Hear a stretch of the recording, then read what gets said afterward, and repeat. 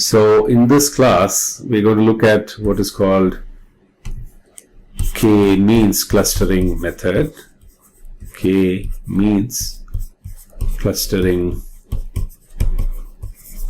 method.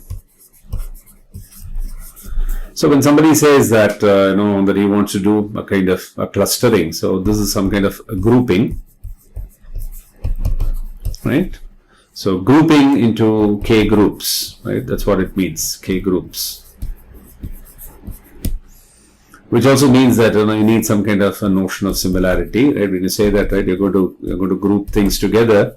Okay, we need to know how to actually group them. So which means that we need to have some idea about what do we mean by two objects being similar and so on. And these means, right, they also are referred to as centroids. Okay, and this method assumes that there are actually k centroids, right? So its k-means effort assumes that there are k centroids. Now, what exactly is this problem, right? So what this means is that suppose you have a set of data samples. Let's call them x1. Let's call them x1, x2, right up to xn. Large number of them. Let's say n is very large, and you want to actually group, these data samples such that they all fall within k groups, right? And they should satisfy something in the sense that we would like the most similar things to occupy one group, and similarly those samples that look again very similar together should occupy another group, and so on. You've got like one group, two groups, and then you've got k groups. The average of each of these groups, right, each is a mean value. Each has a mean value, and that is why we refer to this as k-means. Okay, there are k centroids, and these could be scalars, right? Or on the other hand, these could also be vectors, and these could range all the way from pure gray level intensities to color vectors. So it could be an RGB kind of a color vector, or it could also be a feature vector for all we care. Okay, for example, right, you might want to think of an image like this, okay, wherein let's say you've got one portion is land, another portion is water, another portion is vegetation, something else, let's say, right, and then maybe you got something else here, okay, and so right, your idea could be that you want to divide this data set here into 1, 2, 3, 4, 5 groups, right? So let's say that your k is 5. So now what you could do is you could so each of these values that you have here would be your x1, x2, and so on, and you want to kind of group them together into k number of classes. Okay. So this k-means, given that it is kind of a grouping method, and therefore it finds a lot of applications. It is actually a powerful method, right? Which is why I thought I'll speak about this particular scheme, and also it has a relation with Otsu thresholding that we saw earlier. Now, if you recollect, right, Otsu, when we did a thresholding, we actually derived equations for the case when we had to do a binary thresholding, and I had also indicated how you could extend it to an M level kind of a thresholding, right? Of course, we realized that both would require exhaustive search, and in fact, M level would make it very, very time complex. But then, right, this guarantees a global minimum, right? Once you hit each of those values, okay, threshold values, you are at least guaranteed a global minimum. But this involves an exhaustive search. The k-means clustering, right? So in that sense, right, Otsu works with histogram, right? Which is the way Otsu was actually conceived. So in that sense, right, you can look upon Otsu as some kind of a one-dimensional analog, one-dimensional analog of k-means. However, there is kind of a difference, right? With respect to Otsu, it's one-dimensional analog of k-means, but yields a global minimum. It yields a global minimum.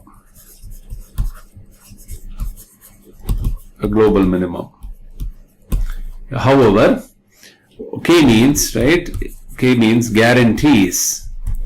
Okay, guarantees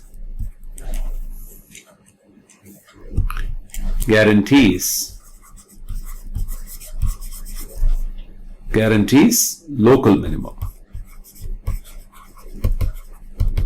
Okay, however, as you will see, k-means is far more efficient in the sense that it's far more quick, it's far more general, because it can deal with 1D data, right?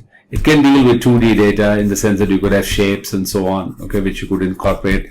It can be some n-dimensional data, which could be just a transform, some feature vector, and so on, right? So in that sense, right, we need not be hung on 1D, right? We can have whatever kind of data, right, which we want to group. Which is why I said that x1, x2 up to xn, right? This could be vector, these could be scalars, these could be vectors, and so on. Now, one more thing, right, that we should realize is that so in that sense, right, you can kind of think upon k-means as doing kind of a segmentation, grouping, whatever you might want to call it, right? Segmentation, grouping, okay, of similar objects. Okay, so in a sense, right, what we mean by segmentation is grouping of similar objects. Now, one other thing, right, that we should realize is that k-means, of course, as I said, guarantees local minimum, and k-means is unsupervised. Okay, it's an unsupervised method, in the sense that once you kind of give those data samples, it automatically figures out what should go where. Of course, has some kind of an optimality criterion, which I'll explain right along the way. Of course, the one weakness of k-means is that it assumes prior knowledge of number of classes. So it's unsupervised, which is actually its strength, right? That is its strength. However, at the same time, it assumes prior knowledge of number of classes. Knowledge of number of classes.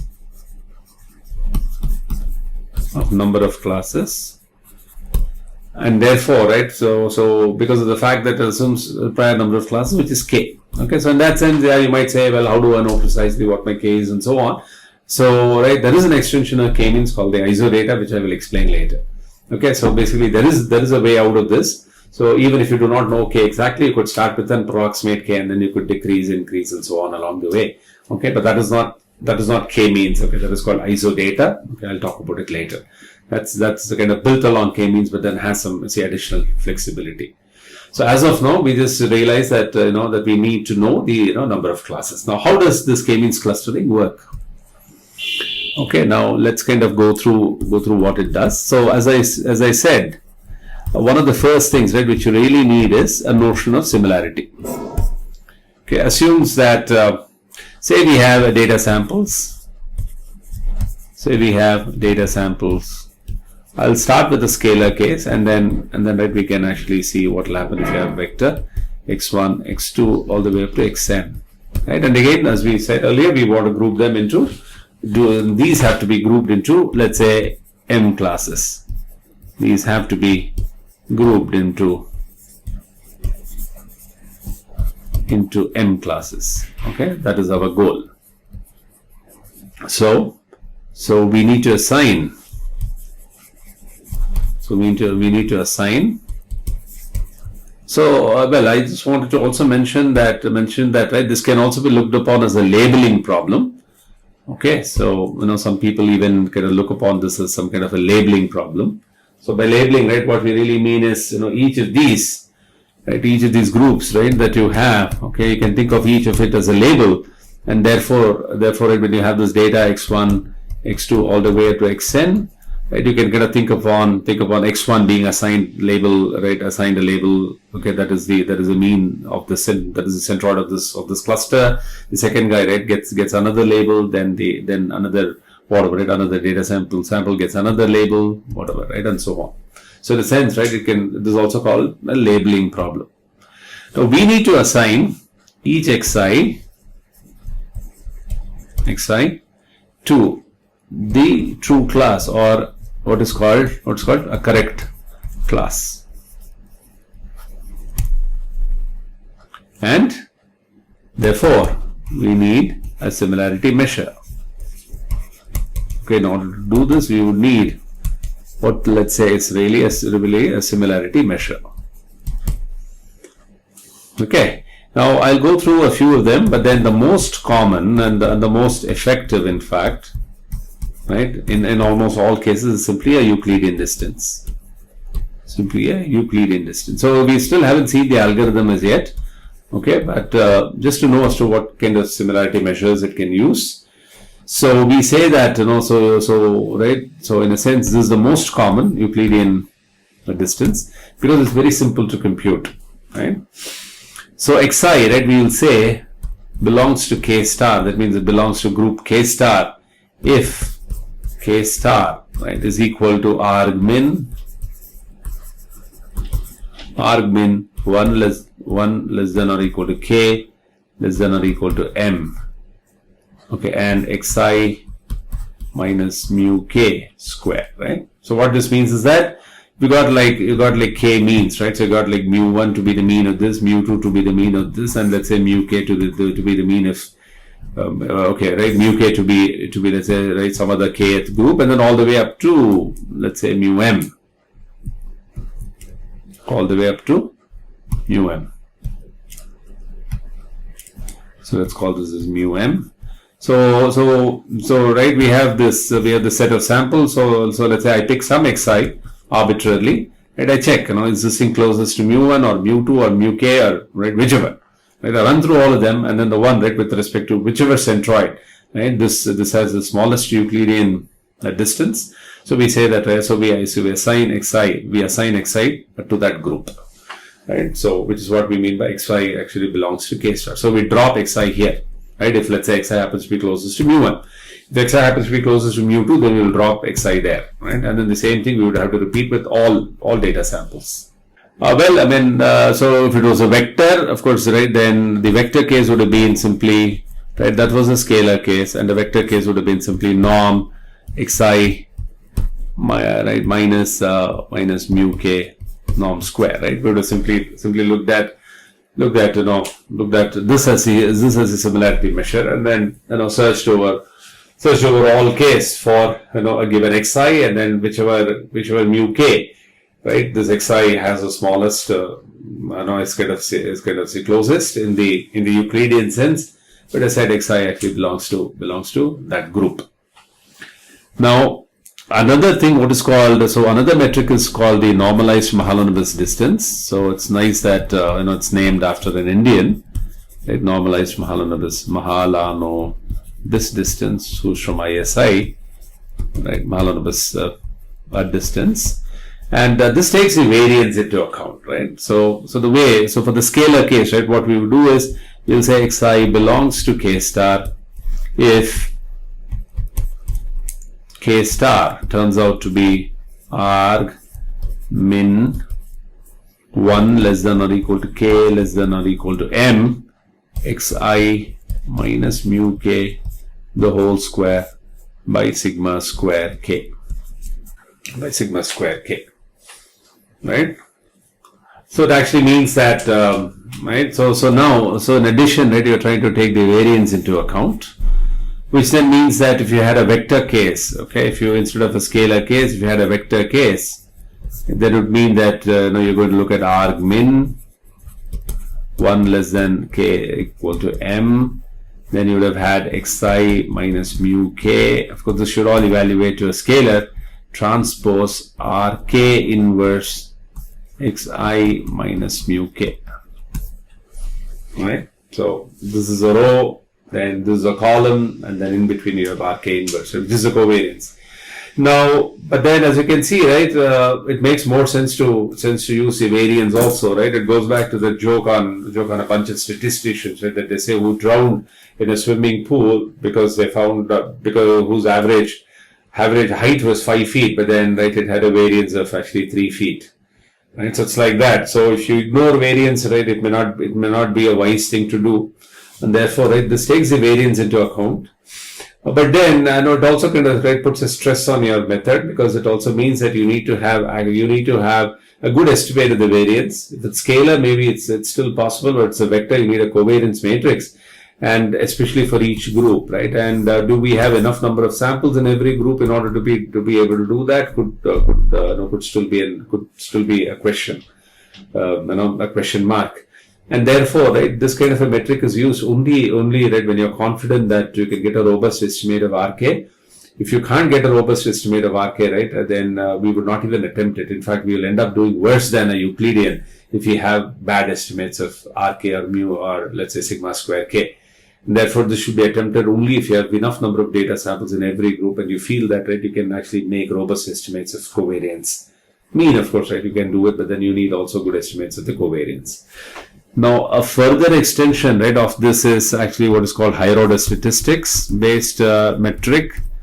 Now, the one, right, that I would like to mention that is a generalization of what we have seen is what is based on the Gram-Shalya series expansion. This is based on the Gram-Shalya series expansion, and it goes as follows.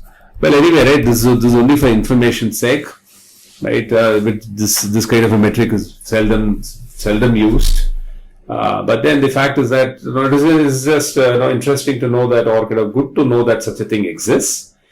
And this Gram-Shalya series expansion, I'll write it down for the scalar case. The vector case is very complex. Okay, I'll just write it down for the scalar case. So what it says is that, right, if you can model fx of x, which is PDF of let's say random variable x. In this case, I'm taking a scalar as n mu sigma square, where let's say this is the mean of x and then sigma square is the variance of x, into 1 plus summation m equal to 3 to infinity expectation hn of I think it's x minus mu by sigma. Now hn of x minus mu by sigma and into hn of x minus mu by sigma, and then a close bracket. Okay, now if you're wondering what this hn is, so this hn is the nth order Hermite polynomial. Okay, nth order Hermite polynomial, and this is just for information's sake. Okay, Hermite polynomial, and it is basically given as hn of x is e raised to tx minus half t square, and dou n by dou tn, in fact, right? Let me just erase this and write it a little bit here. So this is the nth derivative, partial derivative with respect to t, and evaluated at t equal to 0. Right? That is your hn of x, and this is a Hermite polynomial. So this whole thing is in bracket now. Okay, this is the Hermite polynomial, and this expansion, right, is kind of interesting, so it's like saying that, it incorporates higher order statistics when needed, okay, to your similarity measure. So if you feel that x is non-Gaussian, so this is not really Gaussian, okay, which actually means that you would like to incorporate higher order statistics, like to bring them into the picture when you compute a similarity metric. Okay, so this term, and when it goes from this goes from n equal to 3 to infinity, and these indicate the higher order moments. If you had a vector, then it will indicate joint moments and so on, and then all this expression will become far more complex. But then the key sort of takeaway is this: that in case x happens to be a Gaussian, let's say we do not know a priori, you have a data set and then you try to make an estimate of this fx of x. If x happens to be a Gaussian, right, then you can show that all these terms, each one of these terms will equivalently be 0, because of the fact that Hermite polynomial is in fact orthogonal to the Gaussian function, right? This is orthogonal to this can all be shown, okay, to the Gaussian function, and therefore that equivalently this entire term will go to 0, and then what you will get is n mu sigma square, okay, which can be shown to be a special case of Mahalanobis. So Mahalanobis and Euclidean, that will turn out to be special cases of this. On the other hand, I mean, that if you had higher order statistics, as you can see, right, Mahalanobis and all ends with sigma square, which is the second order statistics, but then this can go higher order. But at this stage, let me also tell you that that this higher order is not something like, for example, a Gaussian, right? If you had, I mean, right, you could argue that even, let's say, a Gaussian has higher order statistics. For example, if x is a Gaussian, and suppose I did x minus, right, mu, if I computed the nth order central moment, right, we know that this is equal to, right, 0 if n is odd, and if n is even, right, it turns out that it will be 1 into 3 into 5 into all the way up to n minus 1. sigma power n, right? If n even. Okay, now this also, of course, even if x is a Gaussian, we know that the higher order moments are not zero. Okay, at least the even moments are not zero. But then the point is, right, these are again a function of your sigma square, right? So, which is why it's called a sufficient statistics. So, these higher order moments do not bring in any new information, right? This, if you take n equal to 3, n equal to 5 and so on, they don't really, n equal to, for a 4 or 6 or whatever, right? They don't really bring in anything new. Because they are again they are again a function of sigma. And therefore you don't really gain anything by using higher order statistics and all in the Gaussian. Whereas in this expression you actually get higher order statistical information. So if it is a Gaussian, then this will equality reduce to 0, so that, right, you don't end up adding anything new. But if it is non-Gaussian, then it will end up adding some new information which is coming from higher order statistics, and that can be used. Okay, but this, let me just emphasize that this is seldom used, right? And also it requires a lot more data. It requires a lot more data. Because now, right, you're talking about higher order statistics, right? So this is also called HOS. Okay, it's seldom used, but then as you can see, right, this is a neat generalization coming through a Gram-Charlet series expansion, and this generalization subsumes Mahalanobis, subsumes Euclidean and all. Okay. So in that sense, it's just worth noting that such a thing exists. Now, at this point of time, right, let's go and look at what is the k-means method, right? K-means algorithm, or k-means steps in k-means, right? Or let's call this algorithm. And I'm going to list these steps, and then along the way, right, I'll explain what each of those steps mean. Okay, I'll also explain what each of those steps mean. So the first thing, right? So the steps in k-means. Okay, so the first step is, so you have a data set that is going from x1, x2 all the way to xn. The first step is obtain k initial pattern centers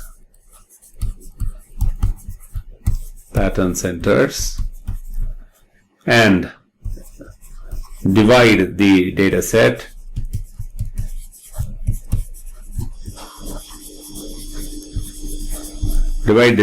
into k clusters by assigning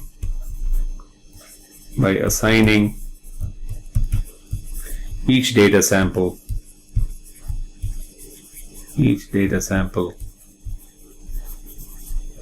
to the nearest pattern center.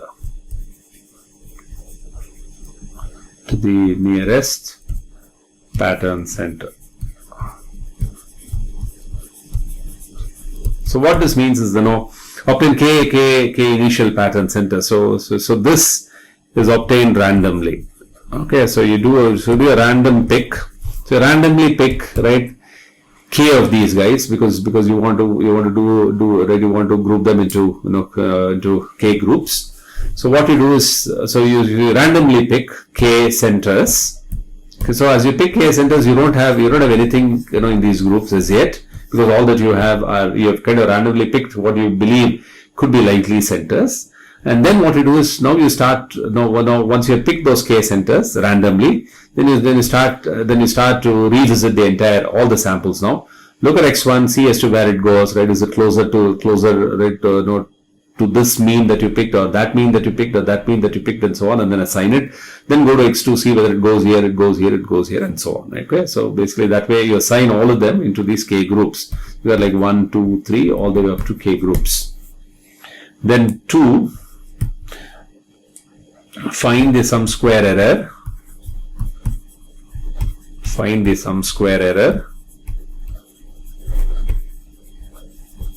all samples. Okay, so basically what this means is that if, let's say, x1 has the smallest error, right, with respect to the second centroid, okay, then you would actually find out x1 minus mu2 whole square. Okay, and similarly, right, you would find out for x1, for all of them, and then sum up all the errors, okay, that you have, because these errors need not be 0, right? So just find the sum square error for all the samples. So I'll tell you where this is useful, okay, where we use this information. 3, recompute the pattern centers,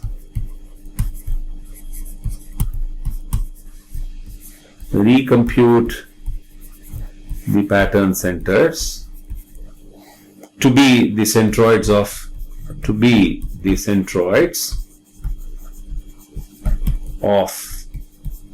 the current clusters, right? So what this means is that, right, once you have assigned, right, so once you've assigned all these guys, so you would have gotten some samples here, some samples here, some samples here, some samples here, right? Now since you have some samples now sitting inside each one of these groups, you kind of recompute the average value, right? Because initially this started randomly with some pattern centers. Now we got actually data samples sitting in there, so you can compute the average of all these guys and recompute the pattern centers, right? So now what you have are some, right? So you have a new set of means, 1, 2, 3, all the way up to k. So you have a new set of these pattern centers. Now recompute the pattern centers. Now the fourth step is, okay, so once you've recomputed them using the current set of pattern centers, that means using these pattern centers, using the current set of pattern centers,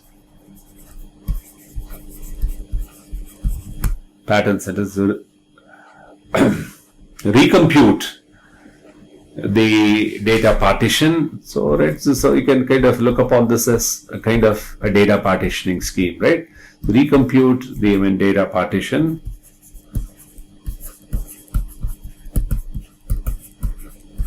by reassigning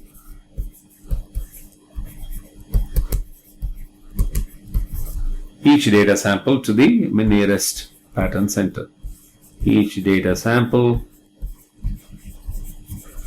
to the nearest pattern center, to the nearest pattern center. So what does that mean? So that actually means that, right, you have a new set of means. Now again you start with x1, x2, all the way up to so on. So it could so happen that x1 perhaps, the first iteration it might have been assigned to x2. Right? But now it could get reassigned to something else. It could come into x1, it could come into x3, or it could stay in x2.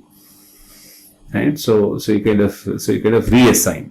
If the centroid assignment, if the label assignment or the centroid assignment, if the assignment, label assignment remains unchanged, let's call this label assignment, remains unchanged. That means all x1 to xn go back to the same groups from which they came, remains unchanged.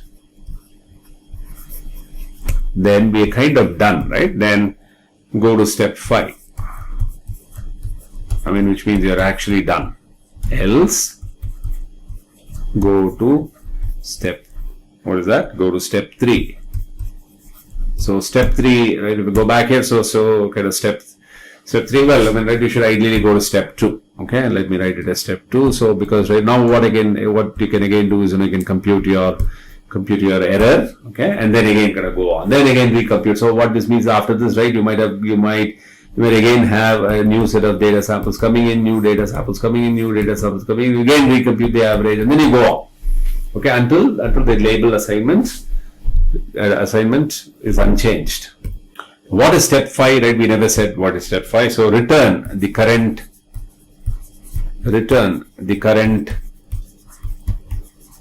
set of k patterns and their k pattern centers. K pattern centers and their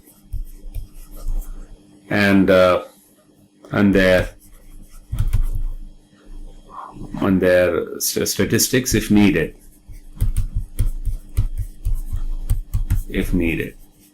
Get the sense that, right, this could mean you could probably want the covariance if it is available, HOS and so on, right? Only if needed. Okay, otherwise, right, you could ignore this. We just would be interested in knowing the centroids. Even here, right, when I said assign to the nearest data set sample, so you could use Euclidean as the simplest thing to use, which is also effective, or you could go to Mahalanobis, Mahalanobis, or you could use HOS and so on. But as I said, the most common one that is used is Euclidean. Right, this is a kind of a greedy algorithm. Okay, the k-means, right, is kind of a greedy algorithm.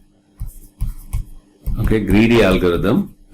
Okay, it has been shown that well, we will not kind of go through the proof, but it has been shown that k-means that k-means is equivalent to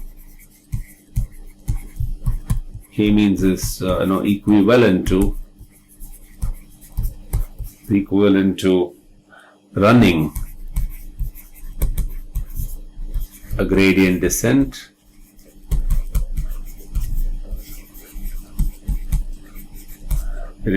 algorithm, which is guaranteed to converge to a local minimum, which is guaranteed to converge to a local minimum. So what this actually means is that, depending upon your initial assignment, right? So your cost right here, because you're in some n-dimensional space, your cost could be something arbitrary like that, right? So if you start with an initialization from there, right, you could actually get stuck here, okay, because it's a greedy algorithm, right? So right, it won't be able to see that there's a global minimum there, right? So it will simply stop here, right, when the cost kind of begins to rise. And similarly, right, if you now change your initial assignment and properly start from here, right, then it's very likely that whatever, right, okay, let me just redraw this, maybe it's like this, then it could kind of, right, get stuck there. Therefore, right, depending upon what kind of initialization you do, so initialization, that means here, right, obtain when you do this random initialization, for each initialization, your final label assignment, right, need not be the same. And what is normally done is, because of this sensitivity to the initialization of k-means, right, this is taken care of by actually running this algorithm with several initializations and then picking the one that actually gives you the smallest sum square error, right? That is the reason why the sum square error is actually computed, because when you try with different initializations and then run the k-means algorithm, right, you can get assignments that keep changing depending upon the initial assignment, but then you finally pick that set of labels, right, for which the sum square error is the smallest. Okay, so let me just write this down, okay, as was a point. To get the best clustering, to get the best or whatever label assignment or clustering results, k-means is typically run with multiple k-means is typically run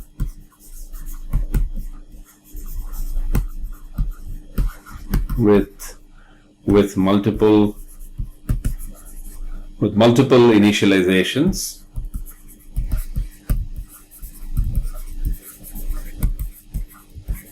and the one with smallest mean square error, the one with smallest, and the one with least error, right, in the sense of the least sum square error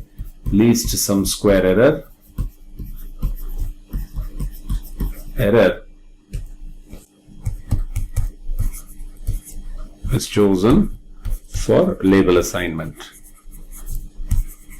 right, which makes sense. Now, as I said, right, so it has been shown that it is equivalent to a kind of, right, a descent algorithm. So suppose, right, W is some set of prototypes, WL, okay, where L equal to 1, 2, 3 up to K. Then, right, we need to find WLs such that let's say E of W, suppose I call some quantity E of W is equal to sum over all I min, where I is I, right, it goes over the number of samples, runs over the number of samples, min xi minus WL whole square 1 less than or equal to L less than or equal to K is actually minimum, right? So you need to find out, so the goal is to find out WL such that Xi minus WL, when it is computed or compared with all WLs, when you compute the sum square error, that happens to be the minimum. So it has been shown, right? So it has been shown that taking the gradient of this cost,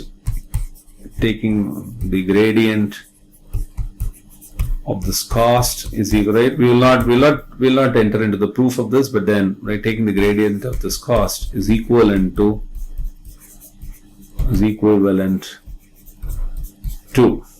the update step in k-means, equivalent to the update step in k-means. Okay, now, right, I mean, so the point is, right, if you were to run k-means, right, and suppose we want to see what kind of a result, right, it might actually give you. So I'll show you an example for that. Right, let's just go and take a look at one example. Let me say, right, now this is actually a segmentation problem. Right, so you have this crane, right, and you want to be able to, and you would like to segment it into some k number of colors or k number of regions, right? In this case, which is each is a color. So, right, so in this case, right, if you see this, so the segmentation result using k-means is for, let me see, what is this k? So k is equal to 3. So you can see there is one color here, right, and there is one color right here. Okay. Now you can see that all these intensities have been either clubbed, merged with this or with that. Now some people might just like an output like this, and they'll say, right, this is fine. But then this being an image enhancement kind of task, right? There is no reason to believe that k equal to 3 is optimal. Somebody might actually want to go with k equal to 4, and they might say that, right, I would like these colors to emerge kind of separately. They should probably be assigned a separate class and so on. And similarly, right, even here, okay, it looks like there is some sort of a different color that is sitting there, and therefore, right, you might want to kind of pick them up as a fourth color, right, or so. Yeah, in this case, as one more sort of a class or color.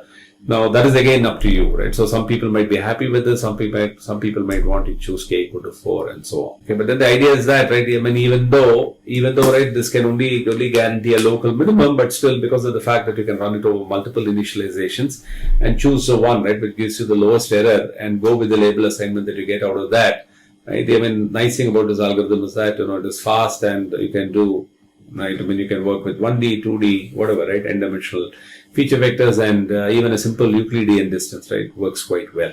An extension of this, right, is actually isodata, which does not assume knowledge of k, and I will talk about it next.